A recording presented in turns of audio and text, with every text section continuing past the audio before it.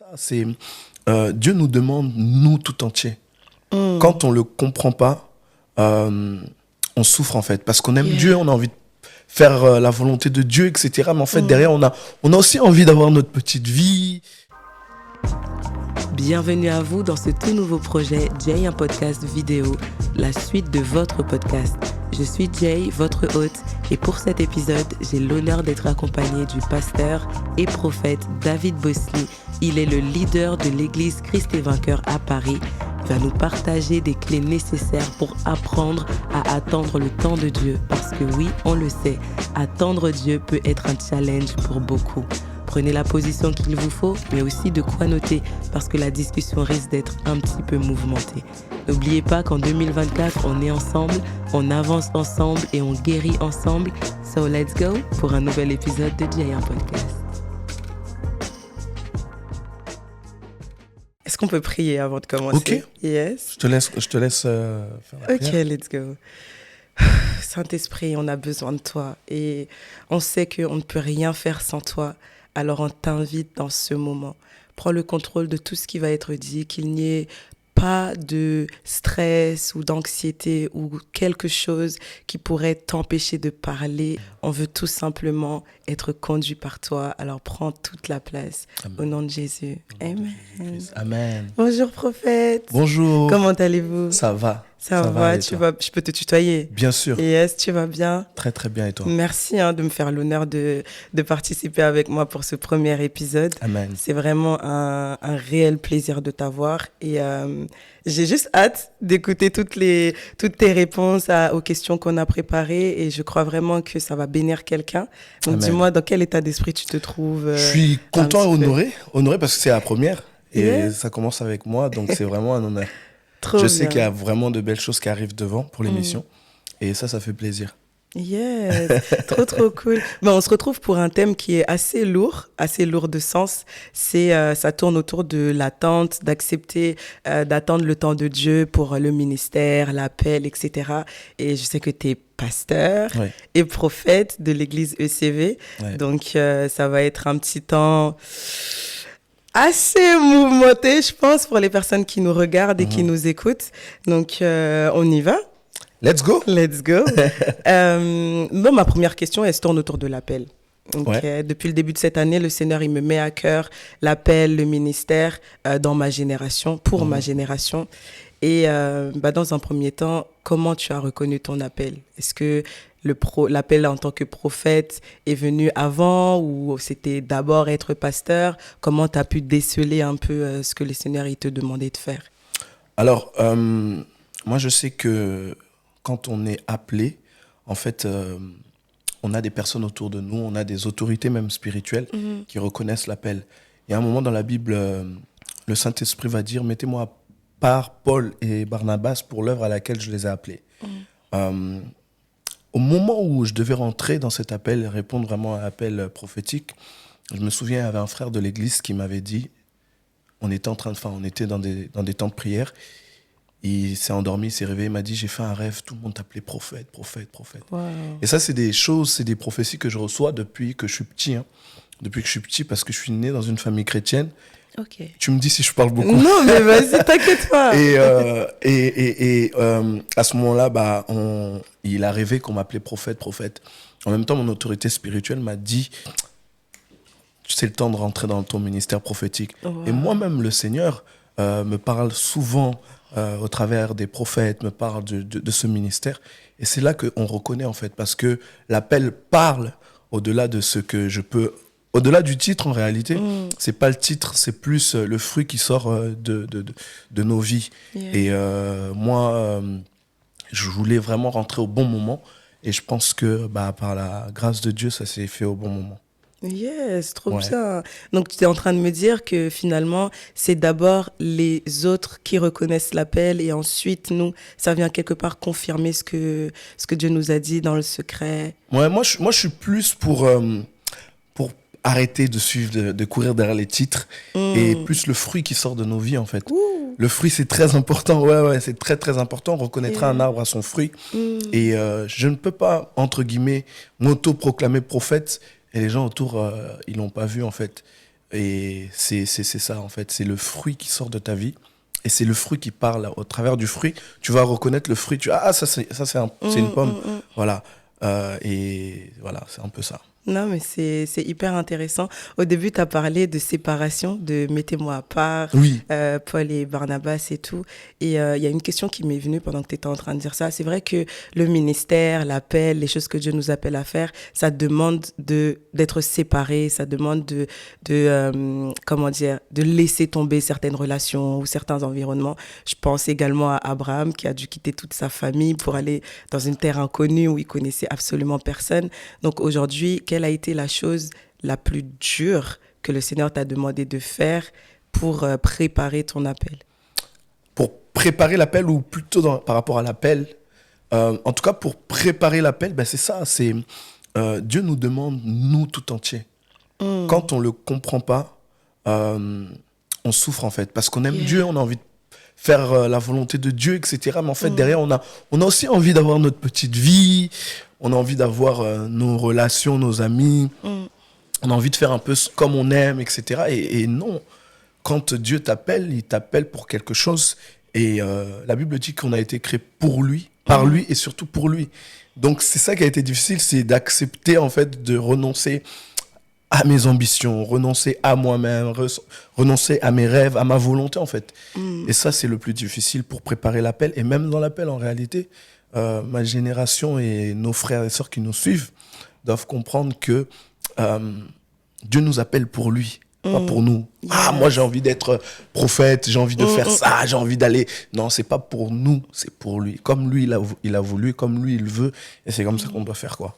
Yes, mais c'est hyper vrai. Et aujourd'hui, on est dans une génération fast-food où on veut que tout aille vite. TikTok. Et exactement, TikTok, on veut que tout aille vite. Et on essaye, en tout cas, de faire en sorte que Dieu aille au même rythme que nous. Ouais, c'est hyper dur de se caler et de dire, bon, j'attends le temps de Dieu, j'accepte de rester dans l'anonymat pendant un temps et j'accepte d'être travaillé, etc. Ça. Mais il y a un problème de... Enfin, les réseaux, c'est bon pour apporter l'évangile, etc. Mais il y a un problème de beaucoup de personnes qui veulent se faire une carrière, en fait. Et au nom de Dieu, en fait, ils utilisent Dieu pour se faire une carrière derrière, sachant que tu peux, comme Jacob dans la Bible, en fait, tu peux mentir aux hommes, mais tu ne pourras pas mentir à Dieu. Tu peux pas utiliser Dieu pour tes ambitions. C'est vrai. Et il y a un moment où ça va éclater, il y a un moment où ça va plus fonctionner, il y a un moment où ça va plus marcher. Et moi, je bénis Dieu de ce que nos pères qui nous ont enseigné nous ont montré qu'en fait, il faut toujours rester dans le cache-toi. Cache-toi, arrête de vouloir paraître, en fait, arrête de vouloir te montrer, arrête de vouloir donner une image. Ça, c'est pas important. Reste plutôt dans l'authentique, en fait. Yes. On est des hommes, on a des erreurs, c'est vrai, mais sois authentique. Yes, mais je veux rebondir sur ce que tu dis. C'est vrai, tu es pasteur, prophète, donc il y a plein de personnes qui sont sous ta responsabilité. Donc en tant que leader, quelque part, il faut avoir cette sensibilité de montrer ses faiblesses, de pas cacher ses cicatrices, aussi moches soient-elles, parce que c'est ce que Jésus a fait lorsqu'il était revenu et que il y avait Thomas qui était pas là et tout ça, et il a montré là où il était percé à Thomas. Est-ce que toi, c'est quelque chose que tu vis bien, le fait d'être vulnérable avec les personnes que tu leads? Alors, faut être sage. Parce que il y en a d'autres qui vont voir tes cicatrices et ça va leur faire peur et ils vont dire non, moi je vais pas répondre à l'appel. Il faut être sage parce qu'il faut leur transmettre la foi dans tous les cas et leur dire que même si c'est difficile, c'est pas impossible. Faut montrer ta vulnérabilité. Même toi, je pense que parce que tout le monde ne t'aime pas forcément ou tout le monde ne veut pas forcément ton bien. Donc tu sais à qui entre guillemets le montrer tes larmes. Tu pleures pas devant tout le monde. Moi, je t'ai jamais vu pleurer pour l'instant. Tu pleures pas devant tout le monde. Tu sais devant qui tu vas pleurer. Tu sais devant qui tu vas parler de tes difficultés. Mais quand tu donnes un témoignage, tu es vrai. Moi, ce que je fais à l'église, en tout cas, quand je leur parle de mes témoignages, je suis vrai, en fait. Je dis que je suis un homme. J'ai des erreurs. Vous pouvez voir le pasteur aujourd'hui en train de parler de la foi, mais demain, je suis en train de pleurer. Malheureusement, tu tombes sur moi en train de pleurer parce que c'est dur, parce que Parce que voilà, l'appel, c'est quelque chose l'appel, le chemin, c'est pas toujours facile. Et moi, je veux que les gens sachent que on est des hommes. Des fois aussi, on peut malheureusement, le pasteur il s'énerve, malheureusement, je dis bien malheureusement. Et voilà, faut être sage. En fait, faut être sage, faut être authentique, mais faut être sage parce qu'il y a des personnes qui te regardent, il y a des personnes qui comptent sur toi. Et comme ils voient, pendant que tu traverses tes difficultés, ils voient comment tu les traverses. Et ça leur donne aussi la capacité de traverser les leurs. Yeah. Et c'est un peu ça. Je sais pas si Oui. tu as compris, Non, j'ai dit plusieurs choses. J'ai très, très bien compris. Et quelque part, ça permet aussi de s'identifier à toi en tant que leader. Exactement. On est jeune, enfin, on Ouais, est jeune. si on est jeune. Et c'est hyper difficile de s'identifier à quelqu'un qui ne montre pas qu'il a fait d'erreurs, qui ne montre pas que des fois, il est passé par le mauvais chemin. Ça, c'est faux, ouais. C'est dur. Moi, en tout cas, Ouais. j'ai grandi dans un environnement où mes leaders ne me montraient pas leur mauvais côté, on va dire. J'avais que le côté parfait, et donc je les voyais comme ces chrétiens parfaits qui ne font pas d'erreurs et tout. Et c'était difficile pour moi de m'identifier à eux, d'aller vers eux quand justement j'avais besoin de pleurer, parce qu'ils ne pleuraient jamais devant moi. Pour moi, c'était des gens qui ne pleuraient jamais. Et donc, je trouve ça hyper inspirant, le fait que tu acceptes de montrer cette vulnérabilité, peut-être pas à tout le monde, mais qu'il y ait ce côté réel, authentique, quelque part avec ton passé, avec ce que tu as vécu. Ouais, c'est vrai, hein. C'est vrai, mais moi aussi, je le reconnais que parfois, on regarde des leaders, on regarde des personnes à qui on veut s'identifier. On se dit, mais comment ils ont réussi, en fait, directement à avoir cette vie de prière? Et non, mais dans des témoignages, il faut dire un peu par où on est passé, les erreurs qu'on a faites. C'est le Saint-Esprit qui nous conduit. Et par là, les gens, ils arrivent à s'identifier. Moi, je suis d'accord avec toi, ouais. Non, mais c'est sûr. Ouais. J'ai une autre question. Et cette question, elle est pas très facile. Je sais que parfois, lorsque le Seigneur me demande de faire quelque chose, par exemple pour cet épisode-là, le Seigneur m'a mis à cœur de créer une page YouTube. Et au début, ça faisait longtemps, hein, ça remonte. Et au début, j'étais là, mais Seigneur, je suis pas sûre. Est-ce que je vais y arriver? Est-ce que je vais pouvoir le faire? Parce que YouTube, c'est pas comme Instagram, c'est pas comme Spotify où tu mets un épisode, après tu peux revenir 3 mois après, tu vois. Donc il faut entretenir le truc. Est-ce que moi je peux? Mais j'ai pas de caméra, Seigneur, j'ai pas de lumière, j'ai rien, Seigneur. Comment je peux faire? Donc je me suis retrouvée à faire un petit peu la Moïse, où Moïse il dit à Dieu, non, je peux pas, je suis bête, je peux pas y aller, j'y arrive pas. Est-ce que toi, il t'est arrivé de dire à Dieu, j'arriverai pas à être pasteur, j'arriverai pas à porter l'appel, j'arriverai pas à entrer dans le ministère? Comment tu as géré ces pensées un petit peu limitantes, si je peux dire? En fait, jusqu'aujourd'hui, hein, il y a des moments où je dis à Dieu, Seigneur, t'es sûr que t'es sûr c'est moi que t'as appelé? Non, mais c'est ça qui fait qu'on n'ait pas d'orgueil, en fait, qu'on poursuive l'humilité. Parce qu'on est limité parfois et on compte sur Dieu. Oui, quand on m'a dit de commencer, quand Dieu m'a dit commence, j'ai dit non. Il y a plein de personnes qui sont capables par rapport à moi. Pourquoi moi, en fait? Parfois, ça m'arrive sur le chemin de l'appel, quand c'est très dur et je dis à Dieu, Seigneur, pourquoi tu m'as appelé, en fait? Et est-ce que tu es sûr que c'est moi que tu as appelé? Et ces doutes-là me poussent à revenir vers Dieu, me poussent à aller le rechercher, me poussent à lui poser des questions, à le questionner. Seigneur, comment je fais? Tu m'as dit de sortir de l'Égypte comme Moïse. Hein? Devant moi, j'ai la mer. Derrière moi, il y a les Égyptiens. Qu'est-ce que je fais? Et c'est là qu'on voit vraiment la main de Dieu. On voit le Saint-Esprit qui opère, qui nous montre, qui nous sort de certaines choses. Et surtout, ce que Dieu veut, c'est nous bâtir. Il nous bâtit à l'intérieur. Et voilà, on continue le chemin. Moi, je t'encourage, justement, là, tu le fais. Et demain, ça va être un peu difficile parce qu'il te faudra de l'inspiration, il faudra, je sais pas, des finances. Et c'est là que tu vas partir vers le Dieu qui t'a appelé, qui t'a dit de faire ça. Tu vas lui dire, Seigneur, voilà, je suis face à ça maintenant. Qu'est-ce que je fais? Qu'est-ce que je fais? Ça, c'est important. Et ça, c'est beau parce que Dieu va te bâtir et tu vas voir que tu as encore grandi. Et voilà. Tu me donnes envie de pleurer. Je suis émue parce qu'il n'y a pas très longtemps, justement, je pleurais dans la voiture. Wow. Et je disais à Dieu, tu sais quoi, je ne sais pas si je vais y arriver. Les podcasts, il y en a énormément sur les réseaux, sur Spotify. Qu'est-ce que moi j'ai de plus? Qu'est-ce que je vais apporter? Wow. C'est quoi mon... En plus, je parle d'un sujet, guérir les blessures de l'âme, le cœur. Il y a plein de gens qui font ça. Il y a plein de pasteurs qui prêchent sur ça. Il y a plein d'églises. C'est leur vision même, carrément. Donc, qu'est-ce que moi, je vais apporter de plus? Et le Seigneur me dit, ils peuvent parler de ça, mais ils parleront jamais de ça comme toi, tu parles de ça. Exactement. Et c'est là je me suis dit, ah ouais, ok. Il m'a dit, parce que tu as un témoignage différent des leurs. Et rien que pour ça, tu dois commencer. C'est ça, exactement. Tu dois commencer. Et je suis tellement inspirée par ce que tu dis. Je suis bénie. Mais aussi inspirée par ce que tu dis. Parce que c'est pas facile. Je viens de commencer, c'est le premier épisode. Et je sais que ça va être dur. Et je me repose sur Dieu. Mais parfois, il y a des peurs qui arrivent. Donc toi, au quotidien, c'est quoi ces peurs-là qui viennent un petit peu te nuire, te mettre un petit peu les bâtons dans les roues? En fait, chaque personne a des peurs par rapport à, selon ce que je vois, par rapport à par où il est passé. En fait, quand tu étais une personne qui contrôlait toute ta vie, tu décidais de tout. Là, maintenant, tu dois compter sur Dieu.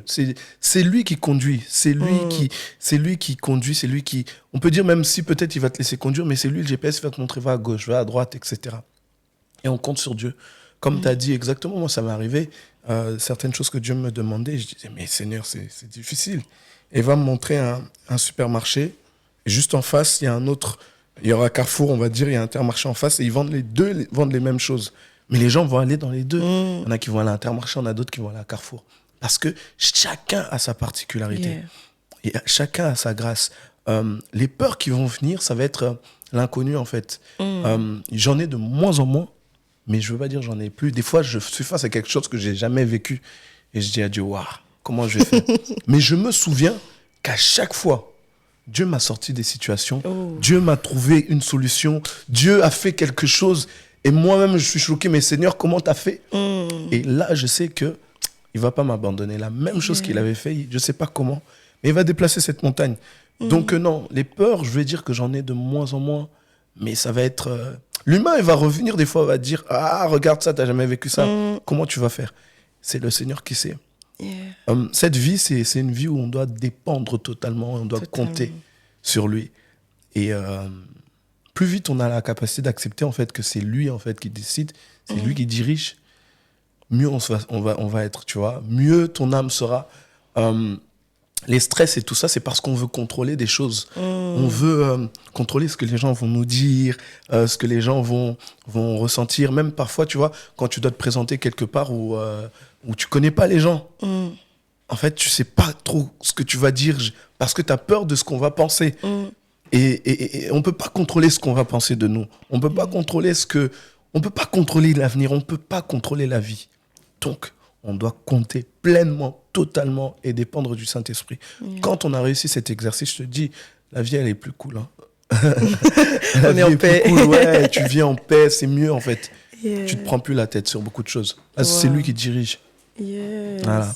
Waouh, donc la finalité, c'est de dire à Dieu, ok, j'entends et je fais. Je sais pas comment tu vas faire. Je sais pas. Mais je fais. Il n'y a pas de problème. Je fais. Paul a dit, on marche par la foi. C'est ça. Et pas par la vue. Donc, je décide de marcher par la foi. C'est ça. C'est hyper fort. Et c'est surtout aussi, moi, ce qui m'a encouragée, malgré la peur d'échouer, la peur d'être rejeté, la peur de... Tu sais, tu partages ton témoignage, comme tu dis. Tu sais pas comment les gens vont le prendre. C'est ça. Tu sais pas s'ils vont te juger. Tu sais pas comment ils vont réagir, mais tu oses le faire quand même. Et quand tu as reçu un témoignage aussi puissant, aussi dur, si je peux dire, tu peux pas rester assis. Tu peux pas dire, je le fais pas. Non. Tu vois, tu dois te dire, même s'il y a une personne qui s'identifie à moi, une personne, c'est une génération. Cette personne a une fille, a une nièce, a une sœur, a une mère. Donc, c'est toute une génération que tu touches par ton témoignage. Amen. Et c'est ça qui anime. C'est ça qui fait que, allez, je me lève. Amen. Allez, je le fais. Amen. Je le fais. C'est hyper important. C'est ça. On est dans l'attente. On est dans l'attente, dans cette salle d'attente pour entrer dans le ministère, dans le mariage, dans l'appel, etc. Et c'est vrai qu'encore une fois, cette génération fast-food, on se base beaucoup sur le fait d'attendre. Mais on ne prend pas en compte la manière dont on attend. La manière dont on attend, la posture qu'on prend dans l'attente. Est-ce qu'on attend dans le doute? Est-ce qu'on attend dans le stress? Est-ce qu'on attend dans l'anxiété? Est-ce qu'on attend dans les problèmes, dans les calamités? Quelle a été ta posture, toi, dans l'attente pour le ministère, dans ce vacage-toi? Tu l'as vécu comment? Beaucoup, je vais d'abord dire ça, après je vais répondre à ta question. Beaucoup de personnes n'ont pas idée de ce qu'est servir Dieu, entre guillemets. Hein. Beaucoup de notre génération, en tout cas, du ministère de là où tu as appelé, on n'a pas idée de la responsabilité. Peu importe, hein, même par tes podcasts, tu n'as pas idée des personnes qui vont t'écouter, de ce que ça va leur donner de positif, de ceux qui vont guérir de leurs blessures, de ceux qui vont qui vont reprendre la foi. Peut-être que tu auras le témoignage au ciel, pas sur la terre, mais tu n'as pas idée de ce qu'il y a derrière. Et beaucoup n'ont pas idée de ce qu'il y a derrière. Des responsabilités, des difficultés. Et justement, tu dois tenir la baraque parfois parce que tu es pasteur, tu dois tenir la baraque, tu dois être fort, tu dois transmettre la force, tu dois dire aux personnes ça va aller, tu dois être un coach, tu dois être un conseiller, tu dois être un père. En fait, il y a tellement de responsabilités derrière et beaucoup de gens n'ont pas idée. Et quand Dieu nous dit d'attendre, de nous préparer, il sait. Même Jésus a attendu 30 ans, il a préparé pendant 30 ans. Le gars voyait des malades, il ne pouvait pas les guérir. Il marchait devant des aveugles, il ne pouvait rien faire, il était frustré. Je sais que Christ, s'il voulait, en lui, il voulait vraiment faire, mais il savait que Dieu le sait aussi, mais attends, il y a des choses à faire, il y a un chemin, et voilà, tu es en train de grandir, tu es en train d'acquérir. Alors, moi, je pense que l'attente, ça doit être là où tu as plus de temps, justement, pour connaître le Dieu qui t'appelle. Beaucoup de gens ne connaissent pas le Dieu. Ils ont entendu parler du Dieu qui les appelle, ils savent qu'ils sont appelés, ils entendent, voilà, Dieu les appelle. Mais connaître le Dieu, rencontrer, surtout, je vais dire ça, rencontrer le Dieu qui t'a appelé. Ça, c'est pas facile. Plusieurs n'ont pas rencontré le Dieu qui les a appelés. Il faut chercher à rencontrer, à connaître, à rencontrer celui qui t'appelle. Tu vois, il peut te dire, voilà, je t'appelle, ainsi de suite, etc. Mais ce que j'ai aimé dans Moïse dit, puisqu'on a parlé de Moïse dit, je vais nulle part si toi, tu ne viens pas avec nous. Il dit, si j'ai trouvé grâce à tes yeux, accorde-moi la grâce de voir ta gloire. Si j'ai trouvé grâce à tes yeux, je veux voir ta gloire. Montre-moi ta gloire. Il faut rencontrer le Dieu qui t'appelle. C'est l'étape, dans le vacage-toi, c'est l'étape où tu dois chercher. Père, je veux te connaître. Père, qui es-tu? Voilà, qu'est-ce que... Tu m'appelles, hein? Je devrais dire des choses, mais si je ne te connais pas, je vais parler du Dieu des autres qui te connaissent, qui t'ont côtoyé, ainsi de suite, et moi. Le vacage-toi, c'est le moment où David est dans la brousse. David apprend à combattre le lion, à garder les brebis. Il apprend à combattre l'ours, comme ça, devant Goliath, devant tout le monde. Il ne va pas faire honte à Dieu, il ne va pas faire honte au peuple. Il va savoir comment on fait. Et c'est dans le vacage-toi, c'est dans les temps où c'est peut-être... t'as pas le titre, entre guillemets, mais tu fais déjà beaucoup. Voilà ce que je peux dire. Waouh. Ouais. C'est hyper inspirant ce que tu dis. Amen. C'est hyper inspirant. Mais ton état d'esprit dans le vacage-toi, je comprends que c'était le temps pour toi de connaître ton Dieu, de connaître celui qui t'a appelé à être prophète et pasteur. Mais toi, en tant qu'homme, tu l'as vécu comment ce temps d'attente? Parce que on peut avoir plein de capacités, on sait ce qu'on peut faire et on sait ce qu'on doit faire, mais c'est pas le temps, c'est pas le moment. Et quand on voit, comme tu l'as dit avec Jésus, quand on voit les malades, on sait qu'on peut les guérir, mais c'est pas le temps. Donc toi, ça a été comment de ton côté? C'est pas toujours facile. Moi, c'était pas facile parce que moi, j'étais passionné de Dieu. C'est pas bon, mais ça m'a aidé aussi. Mais j'obéissais. C'est très important que les personnes puissent savoir. Je voulais prêcher. Donc, ça m'a poussé à aller chercher Dieu. Je voulais sauver des âmes. Je voulais servir Dieu. Et l'état d'esprit, c'est Seigneur, c'est quand, tu vois. Et cette impatience, elle n'est pas forcément bonne. Ça, c'est mon expérience. Elle n'est pas bonne parce que, justement, comme je disais tout à l'heure, on n'a pas idée de ce qu'il y a devant. Mais il faut... Tu parles plutôt de mon état d'esprit ou l'état d'esprit qu'il faut avoir? De ton état d'esprit et ensuite de celui qu'il faut avoir. C'est ça, c'était que j'étais impatient, mais ça m'a poussé à aller vers Dieu et j'étais obéissant aussi, surtout. C'est ça qui est important, d'attendre en fait, parce que je sais, c'est quelque chose qui marche avec moi. Avant le temps, c'est pas le temps. De de Dieu, après le temps, c'est plus le temps. Et ça, c'est quelque chose avec lequel je me réveille, je dors et je veux vraiment être dans la saison qu'il faut, tu vois. L'état d'esprit qu'il faut avoir, c'est justement, on ne pourra pas aller au-delà de Dieu. On ne pourra pas faire en dehors de Dieu parce que si tu n'es pas escorté, si tu n'es plus sous la couverture, si tu n'es plus accompagné du ciel, tu vas travailler avec la chair. Désolé. Tu vas travailler avec la chair, tu vas travailler en fait avec... tu vas travailler sans la protection. Tu vas travailler sans Dieu, quoi, sans le ciel. Et l'état d'esprit qu'il faut avoir, c'est compter sur Dieu. Dieu connaît mieux que nous. Dieu sait mieux que nous. Et il faut se laisser conduire. Il faut se laisser aller par l'Esprit de Dieu. Et même si on a justement ce que je disais, on a une volonté. Il faut mourir à notre volonté, en fait. Yes. C'est dans le va cache-toi qu'on apprend à mourir à notre volonté. Yeah. C'est dans le va cache-toi qu'on on apprend à mourir à nous-mêmes, etc.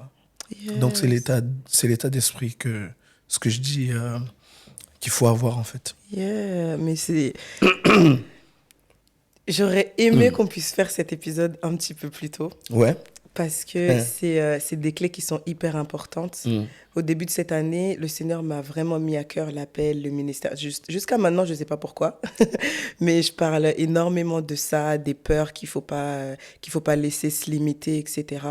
Et c'est vrai que le va cache-toi, je pense que c'est la saison la plus difficile qu'il peut y avoir dans la vie d'une personne, que ce soit pour le ministère, le mariage ou quoi que ce soit.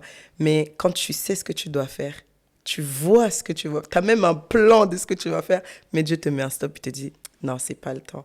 Donc finalement, c'est arriver à marcher selon ce que Dieu nous a dit, selon ce qu'on sait et pas selon ce qu'on voit.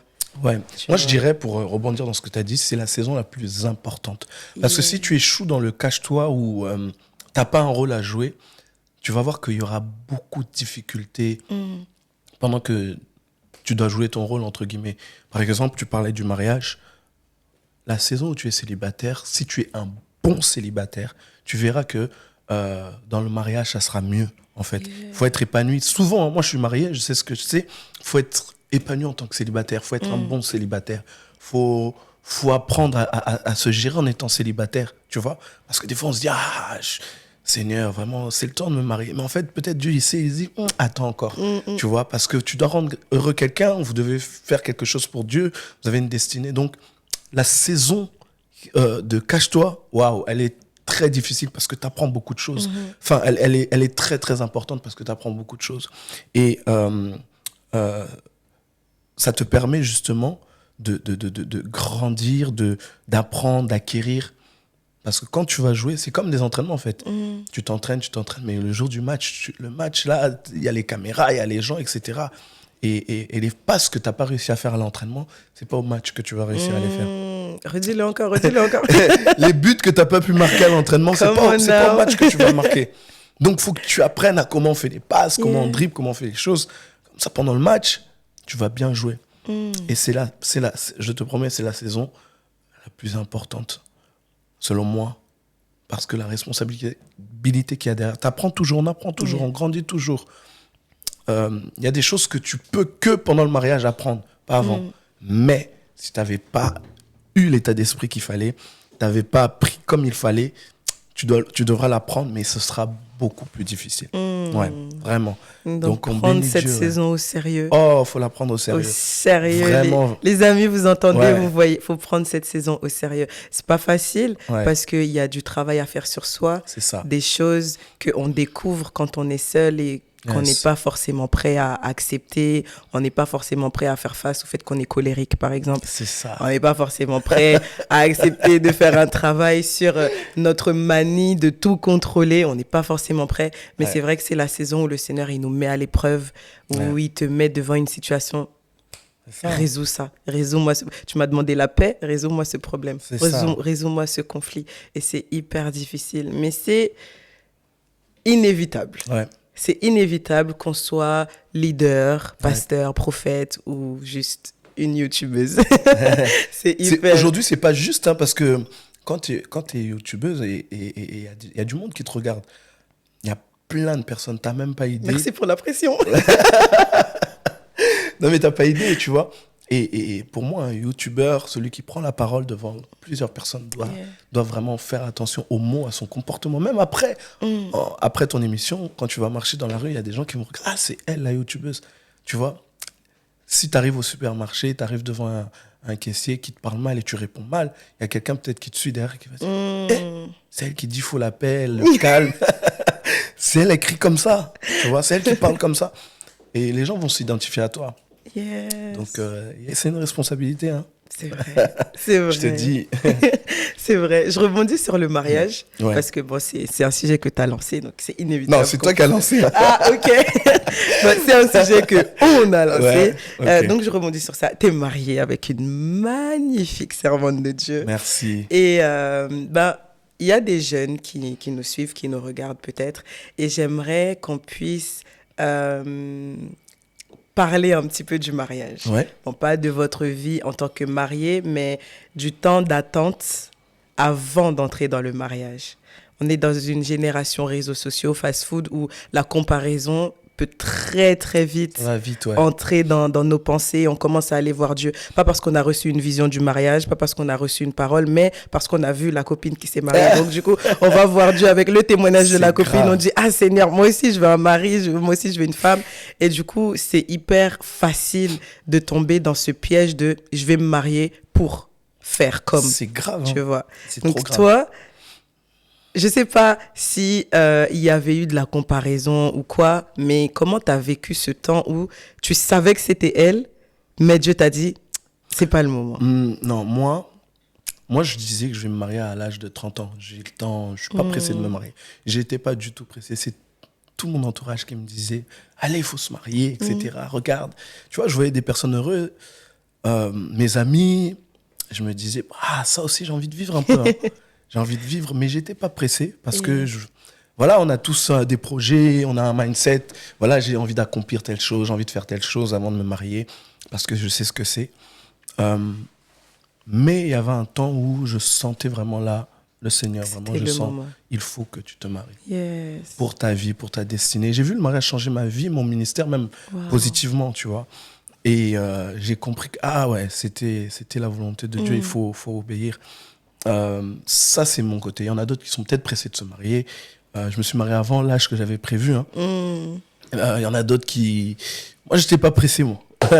J'étais pas pressé. Il y a une chose dans la comparaison. Le Seigneur m'a montré il m'avait dit que, tu vois, il connaît les projets qu'il a formés sur nous. Yes. Les projets de paix. C'est-à-dire que chaque personne a une destinée unique. En fait, c'est ça, c'est une destinée propre à lui. Et il y en a d'autres dans les projets de Dieu, d'autres doivent se marier à 20 ans, d'autres doivent se marier à 30, d'autres 35.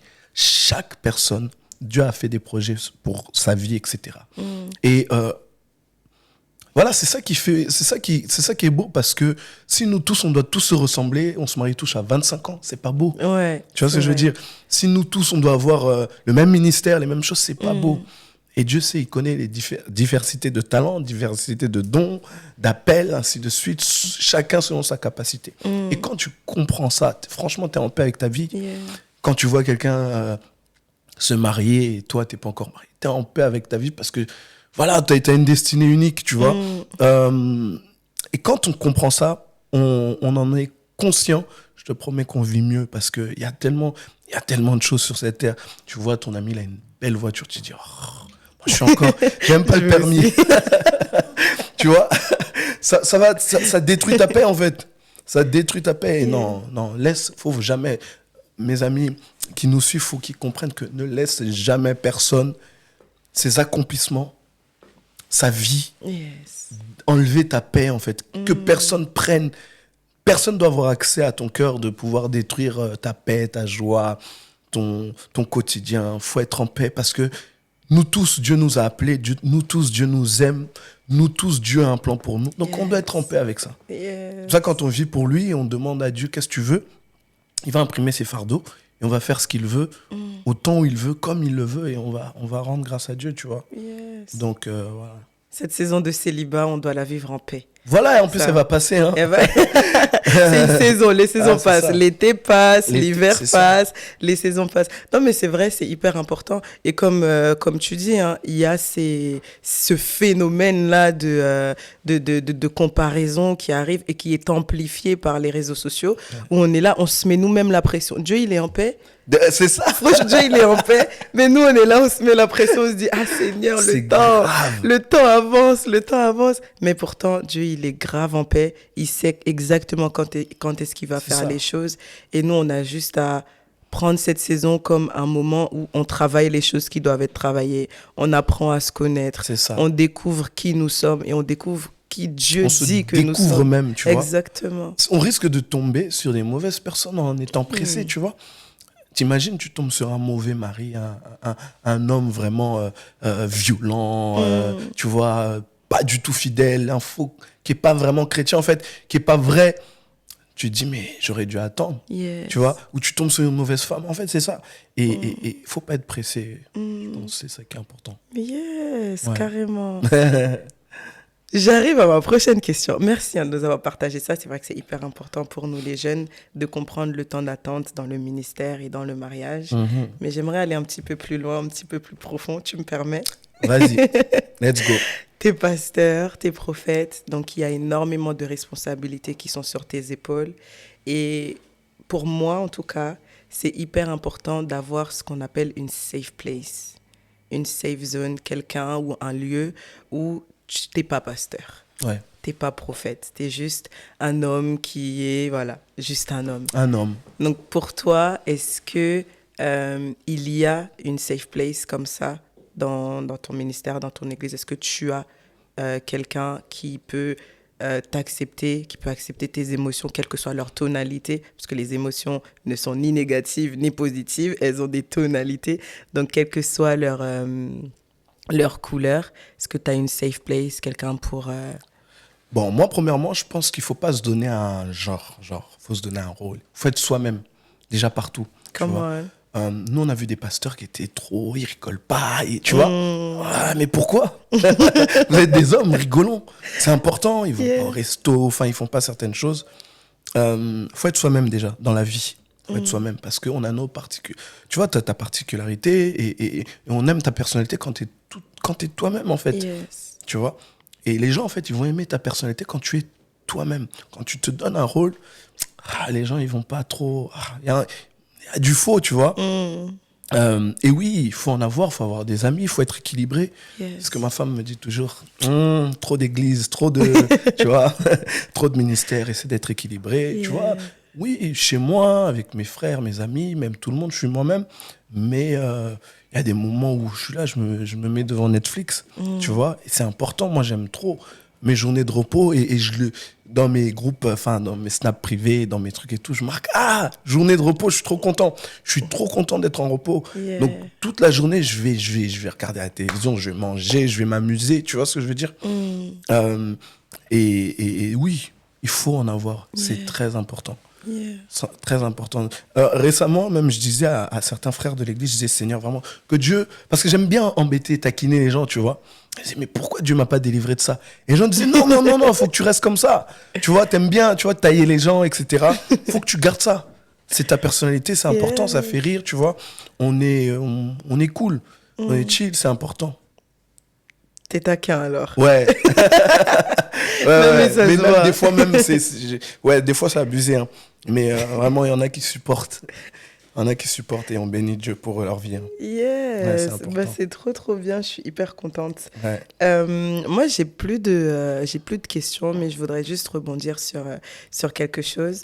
La vision du podcast, c'est d'accompagner les personnes qui regardent et qui écoutent sur leur chemin, leur marche avec Christ et de les aider à mettre des mots sur leurs mots, MAUX, de les aider à comprendre ce par quoi ils sont en train de passer, certaines peurs qu'ils peuvent avoir et de leur faire comprendre que le diable n'est pas à l'origine de toute chose. il se peut forcément que ce soit juste parce que tu avais reçu une parole lors de ton enfance qui fait qu'aujourd'hui, tu es un petit peu dans le contrôle, un petit peu méfiant avec certaines personnes.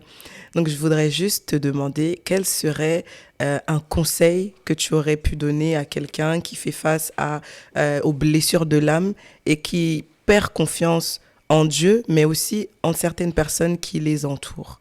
Amen. C'est très, très important. C'est des sujets qu'on traite avec beaucoup de personnes en étant pasteur. Surtout nous, jeunes, on a un passé. C'est très important de repenser, en fait. Moi, ce que je dis souvent, c'est qu'il y a certains péchés qui sont là. Ils sont là parce qu'on est blessé. Ils ne sont pas là parce qu'on veut vivre dans ce péché-là, où on veut être comme ça. Tu vois, quelque chose qui te blesse aujourd'hui, c'est quelque chose, en fait, quelque chose qui te fait pécher parfois, c'est quelque chose qui t'a blessé hier. Il faut repenser. Il faut écrire. Il faut se connaître. Tu vois ce qu'on disait tout à l'heure, la période du célibat, en fait, quand on parlait de la période du célibat, on disait il faut se connaître, il faut se connaître. Il faut connaître ses propres pensées, en fait. Il faut connaître ses propres peurs. Il faut les écrire. Il faut savoir pourquoi je suis comme ça. La parole dit ça, mais moi, je suis comme ça. Pourquoi ? Tu vois ce que je veux dire ? La parole dit aimer, mais moi, j'ai beaucoup de méfiance avant d'aimer. Pourquoi ? Il y a une réponse qui est dans ton passé. Il faut, même si c'est difficile, de réouvrir la plaie. Voilà, d'avoir entendu peut-être tes parents, ton entourage se moquer de toi, te dire certaines choses, ça t'a mis dans un déni où tu as pris une carapace, où tu veux te renfermer, où tu ne fais pas confiance aux hommes, aux gens. Il faut se poser les questions. Pourquoi je suis comme ça et repenser. À partir du moment où on a pensé, on a revu pourquoi on est... Moi, souvent, je dis aux gens de noter cela et d'en parler au Saint-Esprit. La Bible dit, Christ dit, Dieu m'a oint pour annoncer la bonne nouvelle, mais il dit pour les guérir. Ceux qui ont le cœur brisé. Exactement, pour guérir. C'est le rôle du Saint-Esprit. Le Saint-Esprit veut nous guérir. Avant de faire de nous, justement, il veut nous guérir. Avant de faire par nous, il veut faire de nous une personne guérie. Avant que Dieu va exposer David au devant de la scène, Dieu veut faire de David un roi déjà en étant dans la brousse, dans le privé. Dieu veut le guérir. Dieu veut qu'il puisse pardonner son père qui peut-être l'a oublié. Tu vois, Dieu veut qu'il puisse aimer ses frères malgré tout ce qu'ils peuvent lui faire. Dieu veut que David ait un bon cœur. Dieu veut que David ait un cœur pur.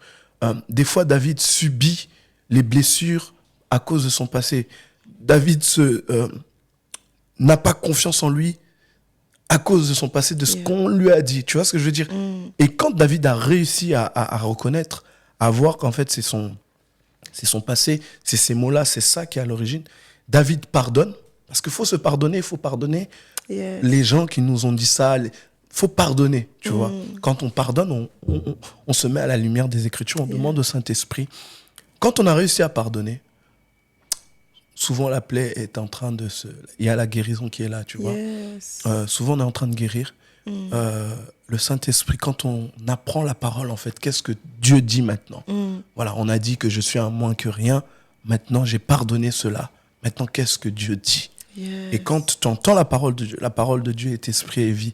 Et il y a quelque chose qui s'opère. Et là, tu vois la transformation. La Bible dit, soyez transformés. Comment ? Par le renouvellement de l'intelligence. Par ton mindset. C'est très important d'exposer ses oreilles, ses yeux, son cœur à des paroles positives qui vont te faire croire que tu es t'es un champion. Enfin, parce que tu l'es en vérité. Qui vont te booster, qui vont te donner de la force. Où tu croiras en toi désormais. Où en fait, peu importe ce qu'on va dire, ça va plus atteindre ton cœur. Tu vois ce que je veux dire ? Et sans arrogance, tu vas avoir l'humilité, tu vas croire au Saint-Esprit, à Dieu qui vit en toi. Et ça c'est une personne qui est guérie. Alors, je donne l'étape, réécrire, repenser, réécrire par quoi tu es passé, l'exposer justement à Dieu, pardonner, pardonner tout cela, les personnes à l'origine, te pardonner et accepter en fait ton passé, accepter ton sort, accepter que ça fait partie de ton histoire. Yes. Se mettre à la lumière des Écritures, écouter qu'est-ce que Dieu dit par rapport à cela. Et le Saint-Esprit fera son travail. Yeah. Mais voilà, on a tous un passé, parfois beaucoup ne l'acceptent pas. Non, j'accepte pas d'être passé par là. J'accepte pas que ce soit mon père qui m'ait fait ça. J'accepte pas que ce soit ma mère. J'accepte pas d'avoir été violé. J'accepte pas. Et quand on n'accepte pas, on va rester blessé. Yeah. On va rester blessé. Il faut accepter et pardonner. Yes. Vraiment que la puissance du pardon puisse opérer. Et je sais que, je sais que le Saint-Esprit fera son travail. Yeah. C'est ce que je peux dire. C'était long, hein? Non, mais c'est incroyable. C'est incroyable parce qu'on n'y pense pas. Ouais. On pense pas. J'aime bien le fait que tu es équilibré dans le sens où je dois pardonner à ceux qui m'ont fait du mal, mais je dois aussi me pardonner à moi. Exactement. Me pardonner d'avoir cru ce qu'ils ont dit, me pardonner d'avoir vécu selon ce qu'ils m'ont dit. Ouais. Et c'est pas quelque chose de facile. Non. La guérison, surtout de l'intérieur, ça prend du temps, c'est un processus et c'est douloureux. Ouais. Je vais pas mentir, c'est dur et ça demande beaucoup d'amour pour soi aussi et beaucoup de patience. Ça demande qu'on se voit comme un enfant qui est blessé dans la rue, comment on pourrait lui parler, comment on pourrait le traiter, et se traiter avec la même compassion, avec la même tendresse, de se dire, c'est OK. T'es passé par là et c'est OK. Aujourd'hui, t'es une grande personne et tu as guéri de cela. Pardonne-toi et va de l'avant. Et j'aime beaucoup le fait que tu aies parlé d'accepter son passé. Beaucoup le rejettent, beaucoup le nient. Beaucoup le jettent à la poubelle, mais vraiment, alors qu'on ne peut pas bâtir un avenir solide si tu n'acceptes pas le passé, si tu n'en tires pas des leçons en fait, de tes erreurs. Ça fait que plus tard, tu vas refaire les mêmes erreurs parce que tu as tout jeté à la poubelle. Tu as tout jeté à la poubelle et on n'a pas pris les restes. On ne s'est pas dit, OK, la dernière fois, j'ai fait ça, ça n'a pas marché. OK, ça n'a pas marché, c'est OK. La prochaine fois, je ferai comme ça. Tu vois, donc de prendre des leçons de ces erreurs. Donc, merci beaucoup d'avoir partagé tout ça. Et de ce que je comprends, c'est que j'ai un podcast, c'est une réponse de Dieu par rapport à nos blessures de l'âme du passé pour cette génération. Amen. C'est ça? Yeah. Non, mais c'est ce que je comprends parce que la vision, c'est vraiment la guérison de l'âme. Donc, vraiment, j'encourage plusieurs personnes à partager, à écouter, à suivre, à s'abonner. Parce que c'est la réponse de Dieu pour la jeunesse, justement pour guérir de leurs blessures de l'âme. Et là, on bénit Dieu pour ta vie. On va prier pour toi, pour l'émission, ainsi de suite. Yes, let's go, prions. Amen, amen. Ok. Moi, je te laisse prier. Père, nous te rendons grâce. Amen. Merci Seigneur pour répondre aux cris de cette génération, aux blessures du passé, aux blessures de nos âmes.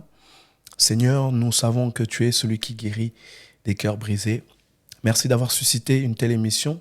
Merci d'avoir suscité ta servante. Nous bénissons cette émission. Nous bénissons tous ceux qui nous écoutent. Nous bénissons, Père de grâce, l'avenir de ce podcast. Amen. Accorde-nous la grâce, Seigneur, Père, et accorde la grâce à ta servante d'être toujours conduit et constamment conduit par toi, Seigneur. Merci par rapport à ce que tu as partagé aujourd'hui. Que quelqu'un puisse entendre et que ces paroles, Père, puissent produire du fruit dans chaque cœur. Du fruit, Père de grâce, qui va jaillir, qui va grandir, Seigneur, et qui va en bénir plusieurs. Amen. Merci, Seigneur, pour l'avenir de cette émission, pour ce que tu vas faire au travers de ta servante et pour cette génération. Dans le nom de Jésus-Christ, à toi toute la gloire. Nous avons ainsi prié. Amen. Amen. Amen, amen. Thank you. Merci à toi de nous avoir écoutés et d'avoir regardé cet épisode. On espère vraiment que ces clés, que ces tips auront été bénéfiques pour toi dans ta marche avec Christ. Et on espère surtout que tu auras compris que le va cache-toi, c'est la saison la plus importante dans ta vie. Sois béni et à très vite. Salut!